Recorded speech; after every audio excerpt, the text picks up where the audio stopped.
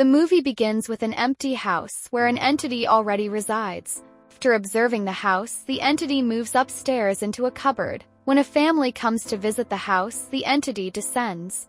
A woman named Rebecca arrives with her family to inspect the house. She likes it despite it being over her budget. She decides to buy it because it is close to her son Tyler's school. Tyler is a professional swimmer, and Rebecca wants him to play at the national level. She doesn't want anything to interfere with his training. However, Rebecca's husband is unhappy with her decision. He believes their daughter, Chloe, is not ready for such a big change, especially since she is still grieving the recent death of her friend. Chloe has been unable to move on from the trauma, but Rebecca seems indifferent to her daughter's feelings. As Rebecca and her husband discuss the matter, the entity listens in on their conversation. When it realizes that Chloe is emotionally vulnerable, it starts following her. At one point, Rebecca notices an old mirror, which the house owner tells her is nearly 100 years old. Meanwhile, Chloe explores a room in the house and feels as if someone is watching her from the cupboard. The scene cuts to later, when painting work has started in the house. Many workers have already quit because they sense a strange presence in the building.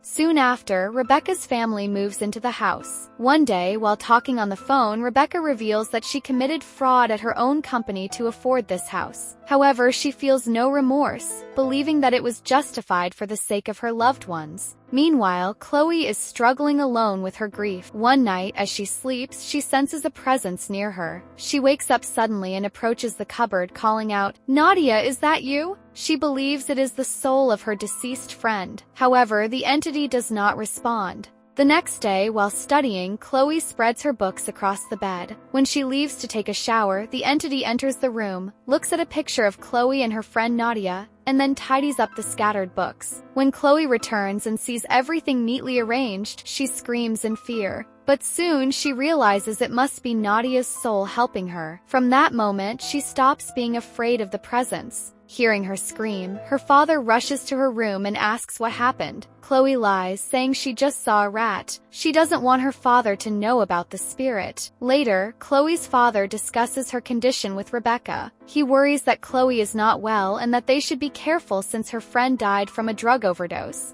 Recently, another girl was also murdered in the city. However, Rebecca dismisses his concerns, saying he is overthinking.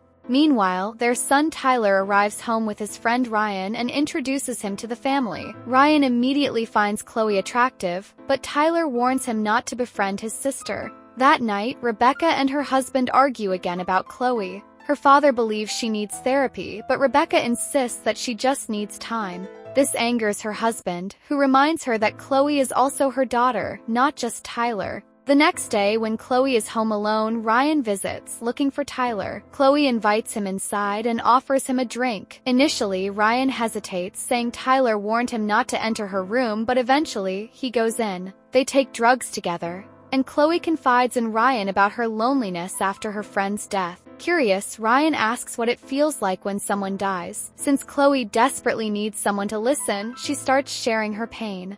As they get emotionally closer, the entity becomes disturbed and violently breaks the cupboard, scaring them. Ryan assumes the cupboard broke due to a loose hinge, but Chloe knows better. When she approaches the cupboard, she feels a strong gust of wind on her face, realizing that Nadia's soul is warning her to stay away from Ryan. After experiencing several strange events, Chloe finally decides to tell her family the truth. During dinner, she asks if anyone else has sensed another presence in the house. Tyler ridicules her, calling her crazy and blaming her friend's death for her delusions. Hurt, Chloe begins crying and her father scolds Tyler. Later, Tyler's mother tells him to apologize to Chloe. When he goes to her room to apologize, she angrily kicks him out. Frustrated, Tyler complains to their father, who explains that Chloe is grieving and needs support. However, Tyler remains indifferent. Instead, he boasts to his mother about how he once pranked a girl and leaked her private photos. Shockingly, instead of scolding him, Rebecca says nothing, but the entity is furious. That night, it enters Tyler's room and destroys his belongings, including his trophies. Hearing the commotion, Chloe is the first to rush in, followed by the rest of the family.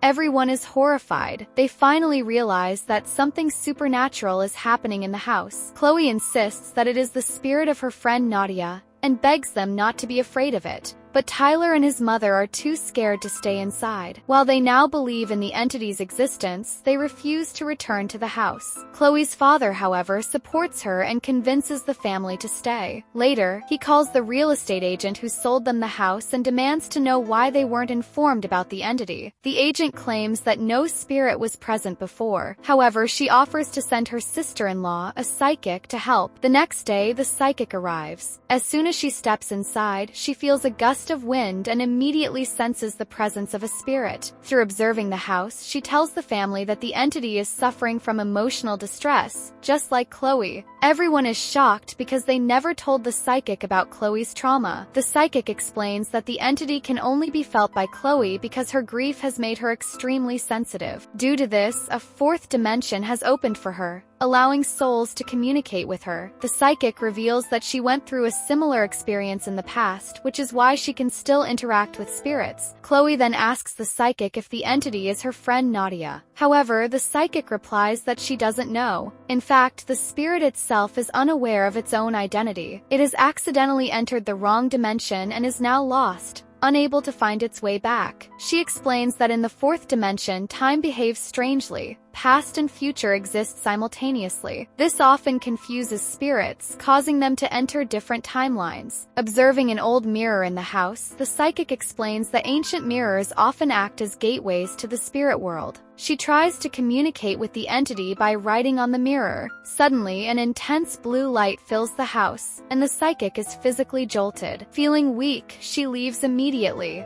In the following days, the entity stops troubling the family. Even when Chloe starts getting closer to Ryan, the entity did not stop her. Instead, it hid in the closet to avoid witnessing everything. When Chloe went to take a shower, the entity saw Ryan mixing drugs into her juice. To stop Chloe from drinking it, the entity shook the table, causing the juice to spill. Chloe didn't find this too strange and simply cleaned everything up. She could no longer feel the entity's presence because she only sensed it when she was extremely sensitive and emotional. However, after befriending Ryan, her mental health improved, and the open gateway to the fourth dimension started closing. She could no longer perceive souls or entities. Chloe and Ryan then talk, and Chloe tells him that her parents won't be home on Friday, so he can come over. Ryan agrees, even though they knew Tyler would be home that day. Meanwhile, the woman who had been investigating the entity visits Rebecca's husband. She tells him that the entity in the house is not connected to the past but to the future. It has come to prevent something that will happen in the future, something related to the window. But Rebecca's husband does not understand her, and since Rebecca had already forbidden her from coming to their house, he tells her to leave. That night, the entity appears restless, desperately wants to tell Chloe something. It tries to touch her to communicate, but an invisible wall stops it. Since Chloe had recovered from her mental trauma, the entity could no longer make her feel its presence or talk to her. Finally, Friday arrives. Ryan comes to Tyler's house, meets him, and then quickly goes to the kitchen. He takes 2 glasses of juice and mixes drugs into both. He gives 1 glass to Tyler, who falls asleep within minutes. Then, Ryan takes the second glass to Chloe's room. As soon as he enters, Chloe gets a bad feeling and anxiously asks where Tyler is. Ryan reassures her, saying he put Tyler to sleep. Chloe immediately realizes that Ryan must have drugged Tyler, and she doesn't like it. She asks Ryan to leave her room because she doesn't feel like being close to him. Ryan tries to calm her down and offers her the drug juice. The entity watches all of this and does not want Chloe to drink the juice. However, since it cannot touch humans, it is unable to spill the glass this time. Chloe drinks the juice and immediately loses consciousness. At this point, Ryan's true nature is revealed. He is a psychopath who enjoys killing girls. He had set a trap and placed a metal contraption over Chloe's face, slowly suffocating her. Every time she was about to die, he would remove the trap momentarily, as he enjoyed watching her suffer. It is revealed that Ryan had also murdered Chloe's friend and another girl. He was a serial killer. He was suffocating Chloe repeatedly so that no one would suspect she was murdered. Instead, everyone would assume she died from a drug overdose. The ghost, the entity, tries to save Chloe, but because of the barrier, it is unable to do anything. Desperate, it decides to wake Tyler, but it cannot touch him either. The entity tries knocking over objects to wake Tyler up, but he remains unconscious due to the drugs. Frustrated, the entity screams loudly into Tyler's ear, startling him awake. When Tyler regains consciousness, he quickly realizes that Ryan must be harming his sister. He rushes upstairs and finds Ryan trying to kill Chloe. Without hesitation, he tackles Ryan and jumps out of the window with him. Both of them fall to their deaths. In the next scene, we see the family leaving the house because they lost their son there. Rebecca is devastated, as she had bought the house for her son and loved him dearly. His death completely broke her. As she becomes mentally vulnerable, she finally connects with the entity. For the first time, Rebecca senses the entity in the house. She approaches an old mirror, nearly 100 years old, where she finally sees the entity's face. She realizes that the entity was none other than her own son, Tyler's soul. Tyler had come to the past to save his sister, Chloe. I hope you liked my video. If you did, please like and share it. And if you're new to the channel, don't forget to subscribe. We keep bringing such content regularly. Peace.